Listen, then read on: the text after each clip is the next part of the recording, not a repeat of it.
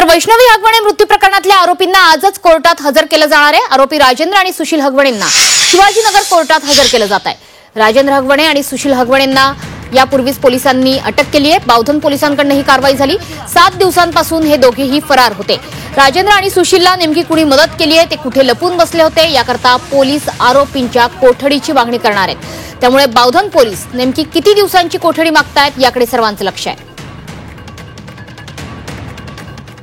वैष्णवी हगवणे यांच्या गुन्ह्यातील यापूर्वी 3 आरोपी अटक करण्यात आले होते। उर्वरित 2 आरोपींच्या अटकेसाठी वरिष्ठांच्या मार्गदर्शनाखाली 6 पथके ही तैनात करण्यात आली होती।